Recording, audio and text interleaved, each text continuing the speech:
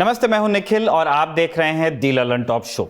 जून 2020 के बाद से जब जब भारत और चीन के बीच सीमा विवाद की बात चलती है, कुछ शब्द खबरों में तैरने लगते हैं। Gogra post, finger 4, hot springs, Depsang के मैदान, पैंगोंग सो और गलवान।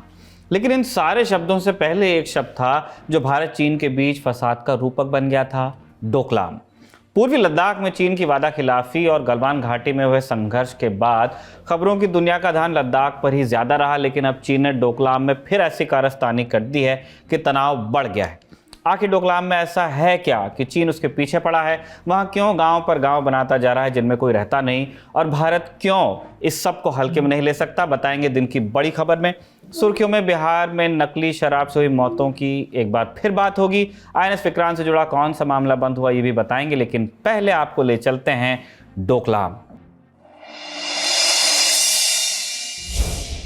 एक साधारण सा गूगल सर्च आपको बता देगा कि डोकलाम भारत में है ही नहीं, वो है भूटान में।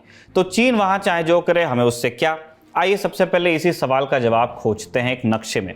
इस नक्शे को देखिए। डोकलाम इलाका एक ट्राई जंक्शन पर है माने, जहां पर 3 सीमाएं आकर मिलती हैं। एक तरफ है सिक्किम माने हमारा भारत, दूसरी तरफ है हमारा दोस्त भूटान, और इन दोनों की जमीन के बीच एक खंजर की तरह मौजूद है चीन। डोकलाम इस ट्राई जंक्शन पर ही मौजूद है, लेकिन भूटान के हिस्से में। अब समस्या यह है कि चीन इस नक्शे को मानता नहीं। ठीक उसी तरह जैसे चीन भारत के बीच सीमा विवाद है, उसी तरह चीन और भूटान के बीच भी सीमा विवाद है। चीन का दावा है कि डोकलाम का इलाका उसके हक में है, और भारत एक अच्छे दोस्त की हैसियत से यही मानता है कि डोकलाम भूटान का हिस्सा है, और इसी हिस्से में चीन गांव पर गांव बनाता जा रहा है। मजे की बात यह है कि इस इलाके में चीनी गांव ऐतिहासिक रूप से मौजूद नहीं थे, और न इन गांव में आम चीनी नागरिक बसते भी हैं। ये गांव दिखावे के हैं और इनका इस्तेमाल करती है चीन की सेना। जाहिर है भारत अपने दोस्त की जमीन लुटते देख नाखुश है, लेकिन भारत की नाराजगी की वजह सिर्फ दोस्ती नहीं है, 2 और कारण है। पहला है एक वादा। अगस्त 1949 में भारत और भूटान के बीच दार्जिलिंग में एक समझौता हुआ जिसे कहा जाता है ट्रीटी ऑफ फ्रेंडशिप। इसका आर्टिकल 2 कहता है कि भूटान अपने विदेश मामलों में भारत सरकार की सलाह लेगा, और इसके बाद से भूटान की विदेश नीति में भारत की भी भूमिका रहती है। भूटान की जमीन पर विदेशी अतिक्रमण उसकी विदेश नीति का विषय है, इसीलिए भारत इसमें दिलचस्पी लेता है। भारत और भूटान के बीच 2007 में फिर से एक समझौता हुआ जिसे कहा जाता है इंडिया भूटान फ्रेंडशिप ट्रीटी। इसके आर्टिकल 2 में भी लिखा है कि दोनों देश राष्ट्रहित के मुद्दों पर करीबी सहयोग रखेंगे और कोई देश अपनी जमीन का इस्तेमाल दूसरे के हितों के खिलाफ होने नहीं देगा। 1949 और 2007 के समझौते को दोनों देशों की संसद से मान्यता मिली हुई है, इसलिए भूटान में चीनी अतिक्रमण का जवाब देना भारत सरकार की नैतिक और कानूनी जिम्मेदारी है। अब आते हैं दूसरे कारण पर जिसके चलते भारत की नैतिक और कानूनी जिम्मेदारी का महत्व बहुत ज़्यादा बढ़ जाता है। भारत का पूर्वोत्तर बाकी देश से एक सकरे गलियारे से जुड़ा है, आप जानते ही हैं, जो किशनगंज से सिलीगुड़ी के बीच पड़ता है। एक जगह इस गलियारे की चौड़ाई सिर्फ 22 किलोमीटर के करीब है, इसीलिए इसे कहा जाता है चिकन स्नैक माने मुर्गे की गर्दन। उसके बदन का सबसे नाजुक हिस्सा है, क्योंकि भारत इस गलियारे की वैसे ही परवाह करता है जैसे उसकी गर्दन हो ये, इसलिए चिकन स्नैक वाला शब्द ही वहां से आया। इतना इंपॉर्टेंट है और पतला है, मरोड़ना आसान है। इसीलिए जब 1947 में पूर्वी पाकिस्तान बना और पूर्वोत्तर का रेल संपर्क देश से कट गया, तो भारत ने महज 2 साल में एक नई रेलवे लाइन डलवाई थी। आनन फानन में दोबारा असम को रेल के नक्शे से जोड़ा था। यहाँ से गुजरने वाली रेल लाइनें, सड़कें, बिजली की लाइनें और तमाम दूसरी संरचनाओं को आज भी बड़ी बारीक निगरानी में रखा जाता है, ताकि कोई भी गड़बड़ हो तो तुरंत सुधार लिया जाए उसे। आखिर गर्दन है हमारी, ध्यान तो रखना ही पड़ेगा। अब नक्शे पर देखिए कि चीन यहाँ से कितना करीब है। कुछ जगहों पर चीन सिलीगुड़ी कॉरिडोर से सिर्फ 80 से 100 किलोमीटर दूर पड़ता है। चीन अरुणाचल प्रदेश पर दावा जताता ही रहता है, पूर्वोत्तर के बाकी राज्यों में उग्रवाद और आतंकवाद को समर्थन देता रहता है। वो जितना हो सके सिलीगुड़ी कॉरिडोर के करीब आ जाना चाहता है, ताकि युद्ध की स्थिति में पूर्वोत्तर को भारत से अलग किया जा सके, और इसीलिए चीन डोकलाम में स्थिति को मजबूत करने में लगा हुआ है। उसकी स्थिति को भारत ये जानता है। चीन ने 2017 में डोकलाम ट्राई जंक्शन से आगे की सड़क बनाने की कोशिश की। अपनी हद में वो बनाई, इसमें कोई प्रॉब्लम नहीं है। आगे घुस रहा था भूटान में। जून में इसकी खबर भारत को लग गई, धड़ाधड़ बैठकें होने लगी। सेना और सरकार के आला अधिकारियों ने प्रधानमंत्री मोदी के सामने कुछ विकल्प रखे। एक प्रेजेंटेशन हुआ, कई प्रेजेंटेशन हुए। इनफैक्ट 16 जून का दिन था और 17 जून को देर रात प्रधानमंत्री ने ऑपरेशन जूनिपर को मंजूरी दे दी। फौज पहले से तैयार थी। 18 जून की सुबह जब चीनी सैनिक और मजदूर डोकलाम में अपनी आंखें मल रहे थे, उन्हें बुलडोजर चलने की आवाज सुनाई दी। अब ये जो बुलडोजर था वो चीन का नहीं था, जबकि उनका भी कंस्ट्रक्शन क्रू वहां पे था। आवाज उन बुलडोजर से आ रही थी जिन्हें भारत की फौज अपने साथ भूटान की सीमा के अंदर ले गई थी। फौज ने तुरंत भूटान के हिस्से की जमीन पर एक मानव श्रृंखला बना दी और चीनियों का जो सड़क वाला काम था उसको करवा दिया बंद। बात यह थी कि चीन अगर अपनी सड़क बनाने में कामयाब हो जाता तो चीनी फौज के लिए भारत की डोकला पोस्ट की घेरेबंदी आसान हो जाती, जो कि सिक्किम में है। चीन झंपेरी की पहाड़ियों तक आ जाना चाहता था, झंपेरी रिज कहते हैं, ताकि वहां से सीधे सिलीगुड़ी कॉरिडोर पर नजर रख सके, जो भारत को स्वीकार नहीं था। 73 दिनों तक दोनों देशों की सेनाएं आंखों से आंखें मिलाकर वहां खड़ी रहीं और फिर दोनों सेनाएं पीछे हटती हैं। लेकिन चीन इतनी जल्दी डोकलाम का पीछा छोड़ने नहीं वाला था। वो 1998 से यहाँ सड़क बनाने की कोशिश कर रहा है।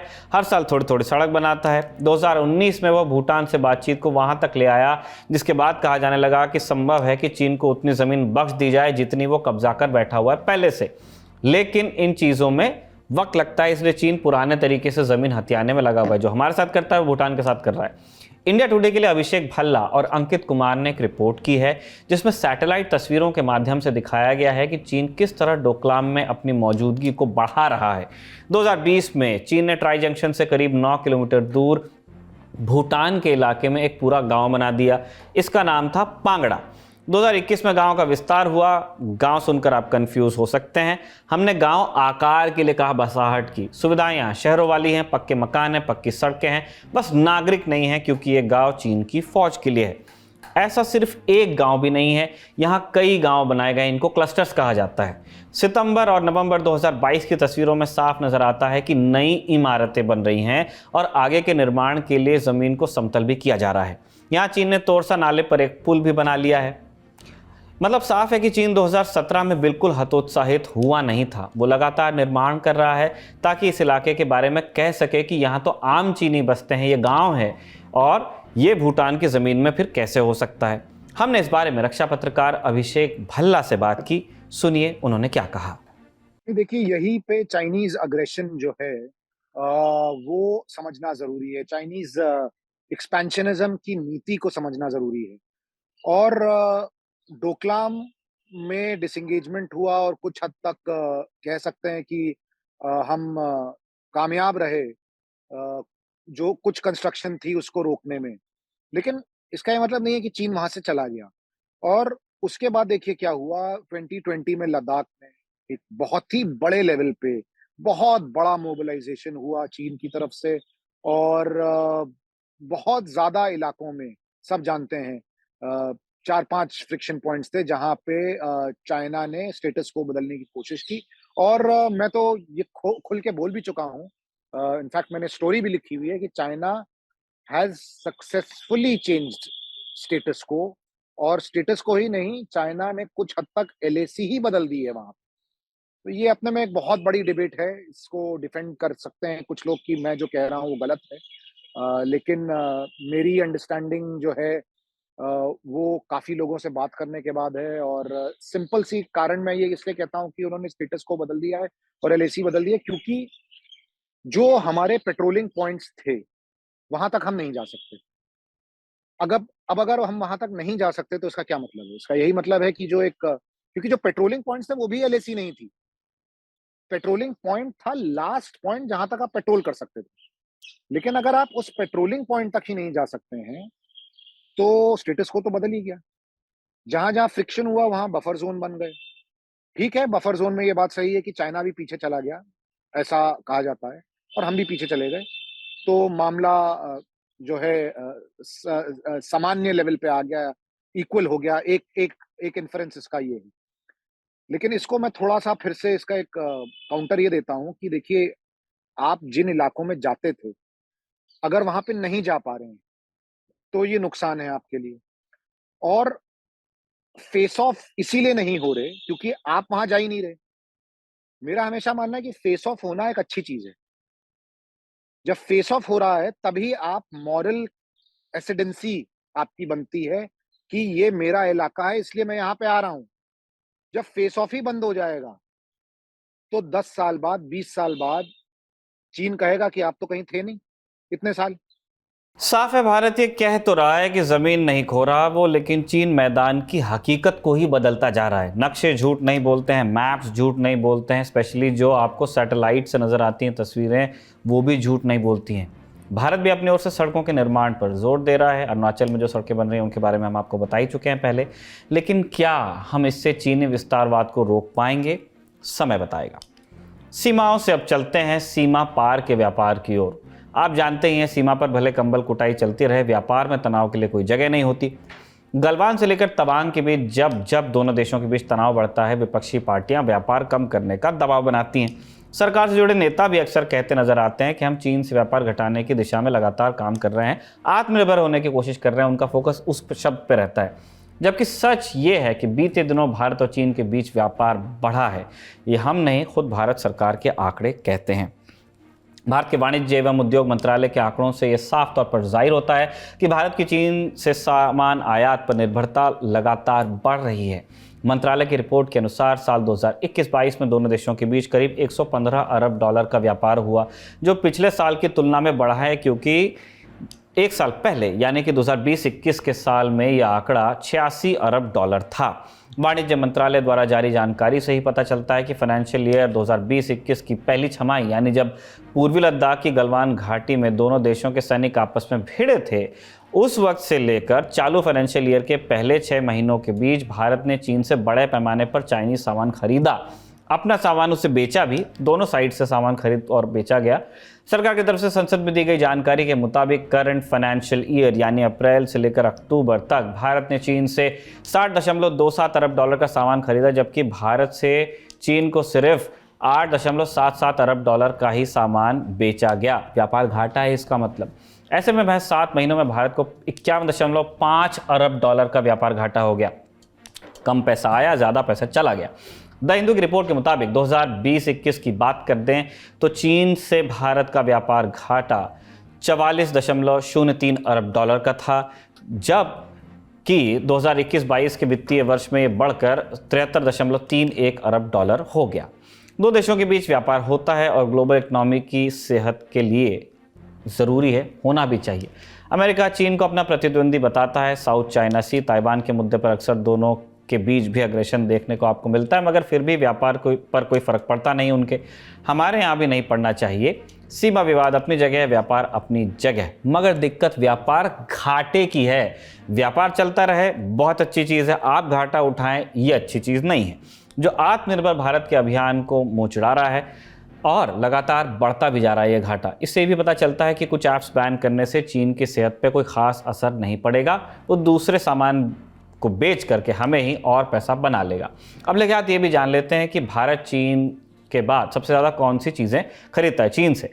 भारत चीन से मुख्य तौर से electronic item, chemical, copper, cotton yarn, जूता चप्पल, steel, circuit, semiconductor, fertiliser, TV, camera, auto accessories जैसे सामान जमकर खरीदता है। ढेर सारे सामान नहीं है। जानकार कहते हैं कि भारत की फार्मा इंडस्ट्री में इस्तेमाल होने वाले 60 से 70% केमिकल चीन से ही आते हैं। चीन दवाइयों के रॉ मटेरियल का बड़ा प्रोड्यूसर है और इसके अलावा भारत चीन से मोबाइल फ़ोन, लैपटॉप्स और कंप्यूटर भी खूब खरीदता है। कॉमर्स मिनिस्टर पीयूष गोयल ने राज्यसभा में कहा, भारत को चीन से यह सब सामान इसलिए मंगाना पड़ता है क्योंकि देश में इन चीज़ों की मांग ज़्यादा है, सप्लाई कम है। अब ये भी समझते हैं कि भारत चीन को बेचता क्या क्या है, हम बेचते भी तो हैं। भारत चीन को मुख्य तौर पर कई रॉ मटेरियल्स, कच्चा माल, कॉटन, कपास, तांबा, एल्युमिनियम और नेचुरल हीरे और रत्नों का निर्यात करता है। भारत से चीन को मछलियाँ, मसाले और खाद्य वस्तुओं से लेकर लौह अयस्क, ग्रेनाइट स्टोन और पेट्रोलियम उत्पादों का निर्यात भी होता है। कॉमर्स मिनिस्टर गोयल द्वारा संसद में दी गई जानकारी के मुताबिक साल 2014-15 में भारत ने चीन को 11.93 अरब डॉलर का सामान बेचा था, जो 2021-22 में बढ़कर 21.26 अरब डॉलर पर पहुंचा है। जबकि भारत ने 2014-15 में चीन से 60.41 अरब डॉलर का सामान खरीदा था, जो 2021-22 में बढ़कर 94.57 अरब डॉलर पहुंच चुका है। मतलब ये कि भारत ने भी चीन को पहले की तुलना में ज्यादा सामान बेचा, मगर जो व्यापार घाटा था उसका अंतर बढ़ता ही गया। अगर और पहले से तुलना करें तो 2004-05 में चीन से व्यापार घाटा 1.48 अरब डॉलर था, जो वित्त वर्ष 2022-23 में अप्रैल से लेकर अक्टूबर तक 51.5 अरब डॉलर पर पहुंच गया। हालांकि पीयूष गोयल ने कहा कि भारत सरकार चीन से व्यापार घाटे को कम करने के लिए लगातार कदम उठा रही है। सरकार देश के मैन्युफैक्चरिंग सेक्टर को मजबूत बनाने की कोशिश कर रही है। इसके लिए सरकार ने production linked incentive PLI scheme की भी शुरुआत की है। सरकार की ये कोशिशें रंग लाएं, ये हर भारतवासी को कामना करनी चाहिए, क्योंकि बिना आर्थिक रूप से मजबूत हुए चीन से अर्थव्यवस्था की दुनिया में मुकाबला करना बड़ा मुश्किल है, और जिसकी अर्थव्यवस्था मजबूत, वो अपनी सेना को और मजबूत करने के लिए खर्च भी कर सकता है। तो आपके बाह मजबूत हो आपकी, इसलिए ज़रूरी है कि आपका बटुआ भी मजबूत हो। ये थी दिन की बड़ी खबर। अब गौर कीजिए दिन की सुर्खियों पर।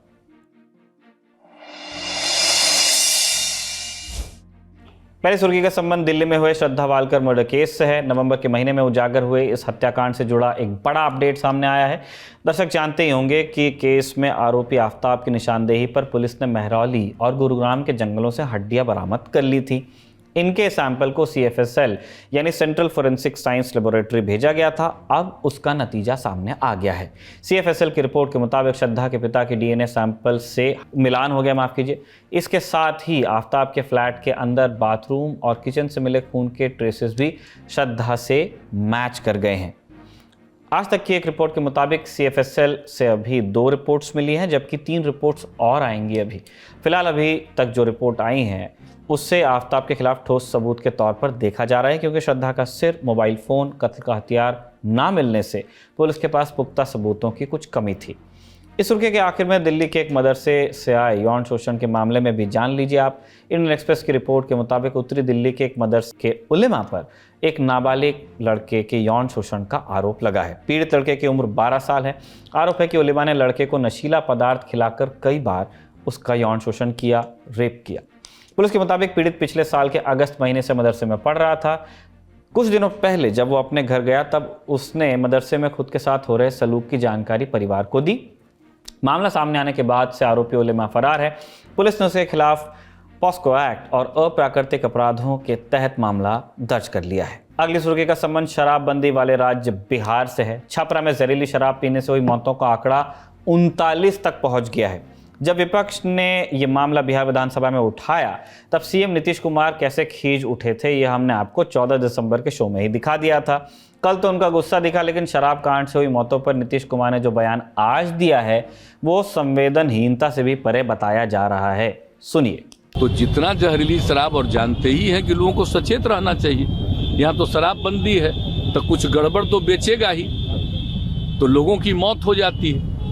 तो इसको याद रखना चाहिए कि शराब नहीं पीना है। शराब बड़ी बुरी चीज है, लेकिन फिर भी कोई पी लेता है। देखिए, ज्यादातर लोगों ने इसके पक्ष में सहमति दी है, लेकिन कुछ आदमी को क्या कीजिएगा, कुछ तो ऐसी गलती करता ही है। तब उसके बाद पिछली बार भी याद है ना, जहरीली शराब से मर गया तो कोई कहा कि इनको मिलना चाहिए कंपल्सन के बाद। जो शराब पिएगा वो तो मरेगा ही। ये तो उदाहरण ही सामने है कि पियोगे तो मरोगे, यही तो बात है। जो शराब पिएगा वो तो मरेगा ही। नीतीश कुमार ने ऐसा बेतुका बयान देते वक्त शायद भूल गए थे वो कि उनके राज्य में असली शराब भी पूरी तरह से बैन है, और शराबबंदी कानून को अक्सर अपनी उपलब्धि के तौर पर पेश करने वाले नीतीश कुमार की ही जिम्मेदारी है कि वो अपने राज्य में असली और नकली शराब के धंधे को फलने फूलने से रोकें।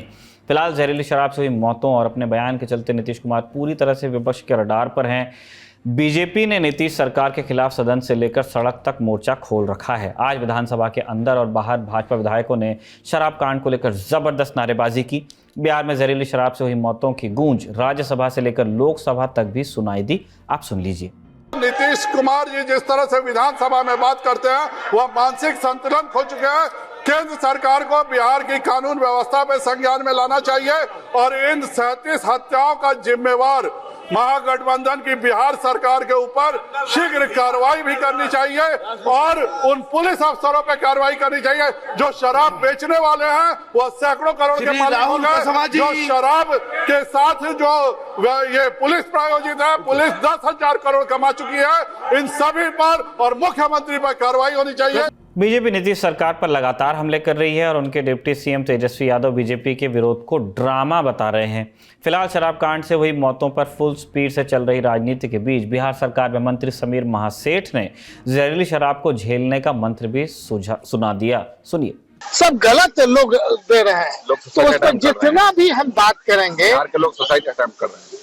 नहीं, हमारा ये कहना है slow poisoning of the people. अगर आप कोई भी चीज ऐसा चीज लेते हैं तो आप स्लो पॉइजनिंग हो रहा है। जिसका शरीर का पावर है, स्पोर्ट्स के माध्यम से खूब हम स्ट्रेंथ बना लेते हैं, हम बर्दाश्त कर सकते हैं, लेकिन अब बर्दाश्त करने की क्षमता आप लोग देंगे ना कि खूब दौड़े, खूब ब्रह्म मुहूर्त में दौड़े, खूब खेले, खूब कूदे, शरीर बनावे, लेकिन इन चीजों को त्याग करें क्योंकि प्रॉबिटेड है, मिल नहीं रहा है, गलत ढंग से लोग बिहार में खेल रहे हैं। पिछले 6 सालों में बिहार में शराब बेचने के आरोप में 4.5 लाख लोगों की गिरफ्तारी हो चुकी है, लेकिन पूरा सिंडिकेट अभी भी फूल फल रहा है। अगली सुर्खी की ओर चलते हैं जो कि राज्यसभा से आई है। दर्शक जानते ही हैं कि संसद के शीतकालीन सत्र का आज 7वां दिन है। आज राज्यसभा में सुप्रीम कोर्ट के जजों की नियुक्ति का मुद्दा उठ गया फिर से। दर्शक जानते ही हैं कि काफ़ी वक्त से केंद्र सरकार और सुप्रीम कोर्ट के बीच जजों की नियुक्ति को लेकर विवाद की स्थिति है। हम इस मसले पर डिटेल शो कर चुके हैं जिसका लिंक आपको डिस्क्रिप्शन में मिलेगा। लाइव लॉ की रिपोर्ट के मुताबिक आज केंद्रीय कानून मंत्री किरेन रिजिजू ने राज्यसभा में कह दिया कि संविधान के अनुसार जजों की नियुक्ति की प्रक्रिया अदालतों के परामर्श से सरकार के दायरे में थी।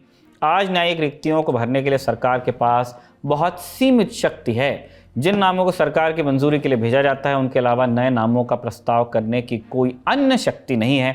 मैंने सुप्रीम कोर्ट और हाई कोर्ट के जजों से सुनिश्चित करने का अनुरोध किया है कि गुणवत्तापूर्ण जजों के नाम ही भेजे जाएं। आगे रिजिजू ने भी कहा कि जब तक जजों की नियुक्ति की प्रक्रिया में बदलाव नहीं होता उच्च न्यायिक रिक्तियों का मुद्दा उठता रहेगा। अगली सुर्खी की ओर बढ़ते हैं। आईएनएस विक्रांत और महाराष्ट्र बीजेपी के नेता किरीट सोमैया और उनके बेटे नील सोमैया से जुड़ी है ये सुर्खी। खबर को आसानी से समझने के लिए पहले मामले का आपको बैकग्राउंड जानना होगा। एक मामला बंद हुआ है, कौन सा मामला बंद हुआ है उसकी कहानी शुरू कर रहे हैं। आज तक रिपोर्ट के मुताबिक किरीट और उनके बेटे नील पर आरोप लगे थे कि आईएनएस विक्रांत को नौसेना से बाहर करने के खिलाफ उन्होंने एक अभियान चलाया और इसे बचाने के नाम पर लोगों से कथित तौर पर 57 करोड़ रुपए की राशि जमा की। मामले में अपडेट यह है कि मुंबई पुलिस की आर्थिक अपराध शाखा ने किरीट और नील को इस मामले में क्लीन चिट देकर मामले को बंद कर दिया है। कोर्ट में क्लोजर रिपोर्ट भी दाखिल कर दी गई है। दर्शकों की जानकारी के लिए बता दें कि एक पूर्व सैनिक की शिकायत के आधार पर इस मामले में एफआईआर दर्ज की गई थी। आप चौंक सकते हैं कि आईएनएस विक्रांत को सेना से बाहर करने की बात कैसे हो रही है। आईएनएस विक्रांत ये वो वाला है जिसका नाम हमारे नए आईएनएस विक्रांत को मिला हुआ है। एक जहाज़ था जिसने भारतीय नौसेना में ग्लोरियस सर्विस दी, उसे गरिमापूर्ण तरीके से रिटायर भी किया गया और जब उसके रिटायरमेंट पर बात चल रही थी कि उस जहाज़ के साथ, उसके स्ट्रक्चर के साथ क्या किया जाएगा, ये तब का मामला है। वो जहाज़ अब हमारे पास में नहीं है, लेकिन हमारे पास एक नया आईएनएस विक्रांत है। इसी के साथ आज का दिल एलन टॉप शो यहीं पे समाप्त होता है। बने रहिए दिल एलन टॉप के साथ। शुक्रिया, शुभ रात्रि। आपके ज्ञान की गहराई नापने के लिए आ गई है ललन टॉप क्विज। मौके पर दो जवाब और मौके पर ही पाओ इनाम। सोमवार से शुक्रवार रात 9 बजे सिर्फ ललन टॉप ऐप पर। याद रखो कक्का की बात जो कही गई है नॉलेज पर हाल लगाओ हाल फायदा, दे लगाओ का फायदा। तो फटाक से डाउनलोड करो ललन टॉप ऐप और आ जाओ 9 बजे क्विज खेलने के लिए हमारे साथ।